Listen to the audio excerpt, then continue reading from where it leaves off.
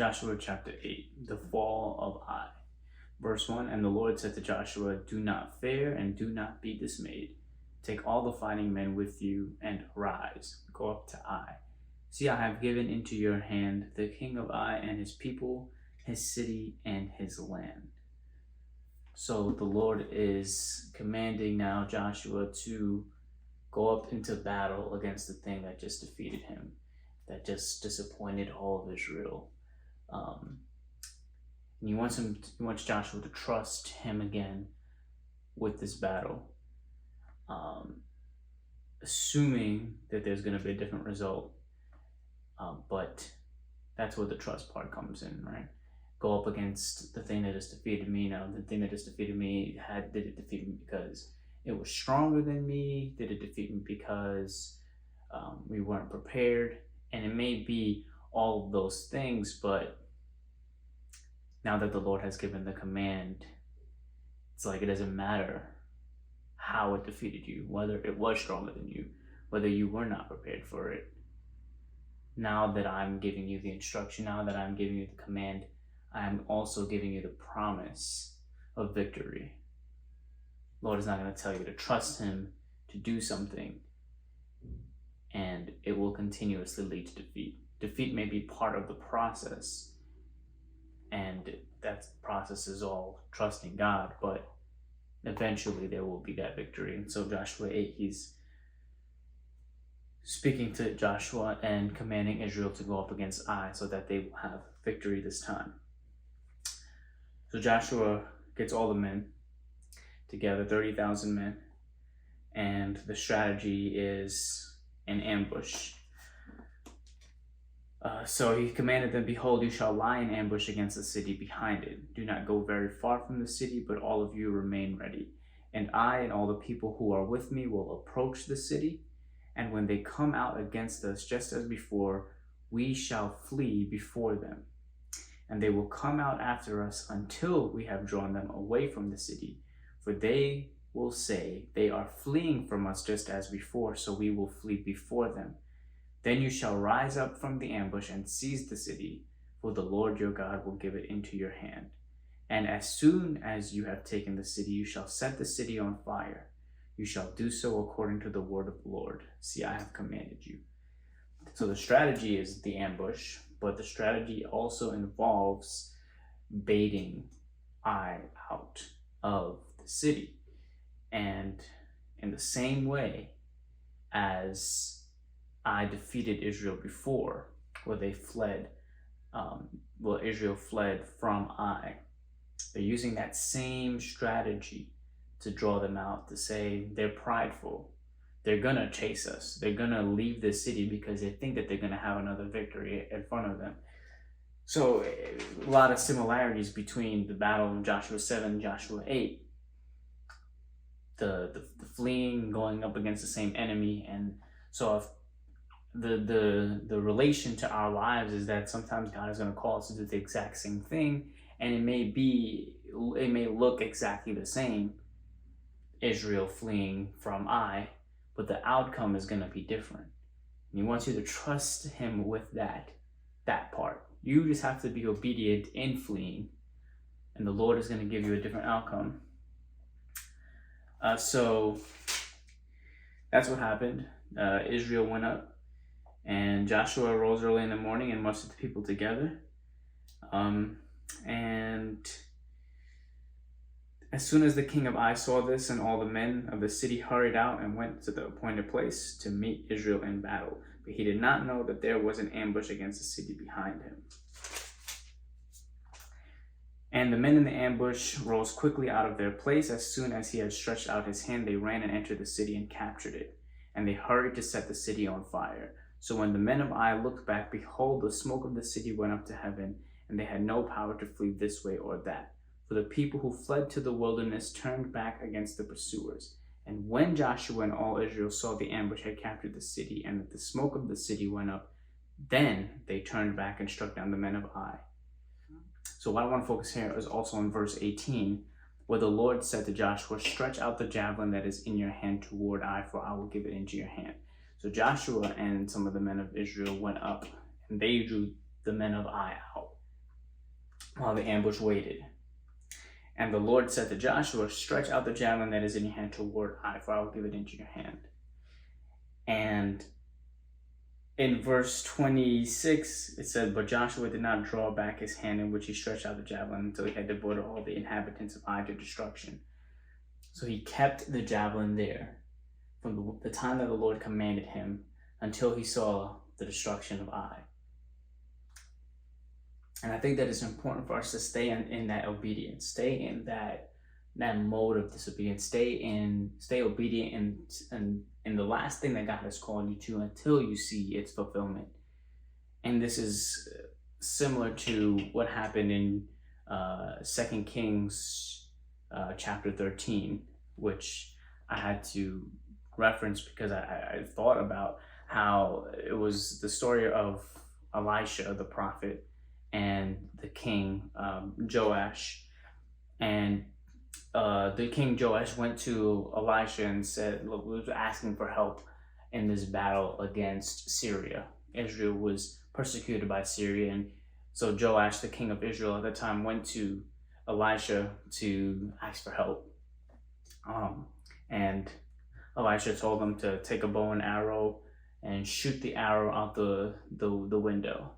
He shot it, and then he said, "Okay, now take the arrow and strike the ground."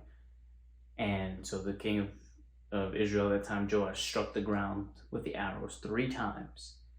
And then the next verse, it says that the man of God burned with anger. And he said, "You should have struck it 5 or 6 times, and then you would have completely destroyed Syria. But you only struck it 3 times, so you only defeat Syria 3 times. And when I first read that, the notes in my Bible basically said, like, what did he do so wrong? And I was, and then I also had like notes from 2 different periods of my life in there. So the first time I read it, I was like, what did he do so wrong that he struck it 3 times? And then I went back and I wrote again, like, he probably should have struck it until Elijah told him to stop, or until there were no more arrows. And I think it's important to stay in the obedience, because by the time that Joshua stretched out his javelin the first time the Lord commanded him, they didn't have the victory yet. When verse 26, when they mentioned that he did not draw back his hand which he stretched out the javelin, and that whole time he's seeing Israel and the ambush work. He's seeing its fulfillment of the promise of victory. Like, you can tell when something looks like you're gonna win. Like, they're up 50 in the 4th quarter with 5 minutes left. Like, they are winning this game, but he's continuing. He did not draw back his hand, and he could have, like, all right, we're winning. Like, I can relax now. Like, my arm is tired. I can stop. But he stayed there. And I think it's so crucial because in the story of 2 Kings, they only defeated Syria 3 times, but Syria wasn't completely destroyed. So Syria had the opportunity to go up against Israel again and continue to persecute them. So it's important to stay in that obedience. Like, yeah, we're like, and to make it relative to our lives and our relationship with God. Say the Lord tells us to do something and we do it, and we feel like, okay, well, he just told me to do that, but and you may see some fruits of it, but to stay until you see the complete fulfillment, or to stay until you see what you want God to do, and continue to stay there, because even if you think that you got the victory that you wanted, it may not be the complete victory that the Lord wants to give over into your hand. And I just wrote in my devotional, my journal, I'm like, just stay until you see the complete destruction. Stay until you have complete victory. Stay in obedience. And it may not just be, it sometimes can be just an overall arching obedience, or it can also be obedience in the last thing that the Lord has commanded you to do. To stay in that. Stay there. Wait on the Lord in that. He'll renew your strength in the meantime. I also want to kind of talk about the people in the battle who had to flee, but I think I'm gonna touch up on that next time. But to stay until you see the fulfillment of the victory.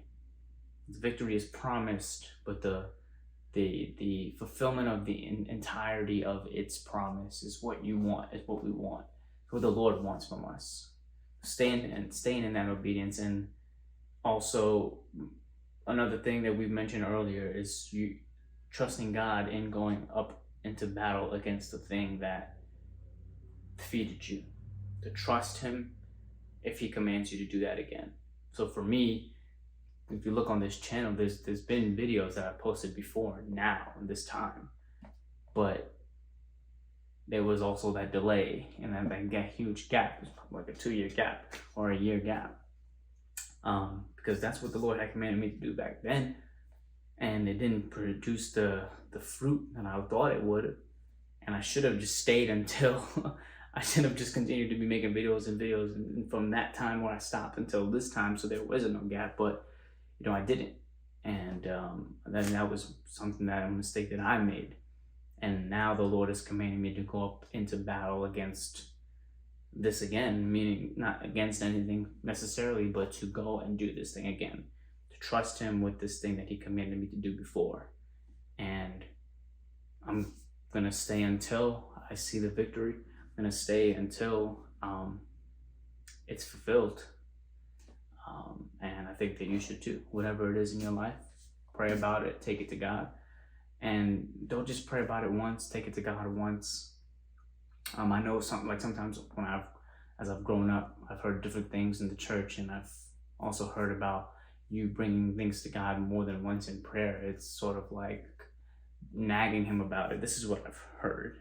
And I feel like there are some aspects to that you can't take away. Like, you shouldn't be, not having enough faith that you have to continuously pray about it. That be the reason? But I feel like to meditate on something that you've asked God for is different than continuously praying about it with zero faith. I think that sometimes it's very important and necessary for us to have something in mind, have something in prayer, and continuously meditate on it and think about it and bring it to God in prayer in a way that says, Lord, this is what I pray for, and these are the things in my life. How is it adding up?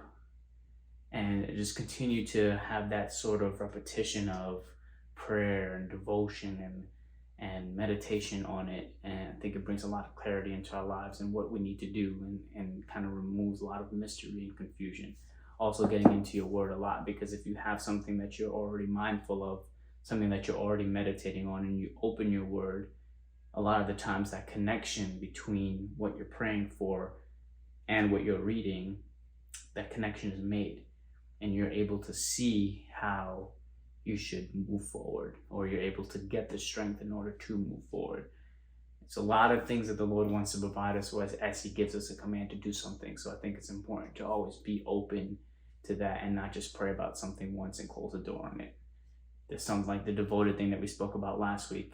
Sometimes even that takes a lot of meditation. Lord, what is the thing that I need to surrender to You? And it may not just be a sin, something as blatant as you gambling all the time. Sometimes it can be something that God wants to prune in you, something that's good, but He wants to make better. So I think that, just going to God in prayer, meditating about the things that you hear and you feel like is God, it doesn't hurt to pray about it and meditate on it. And I feel like that's where we get the most clarity. So stay until you see the fulfillment. Stay until the Lord tells you you don't have to say anymore. So that was Joshua 8. We're going to talk a little bit more about Joshua 8 next time as well. Focus on the perspective of those people fleeing. But that's it for now.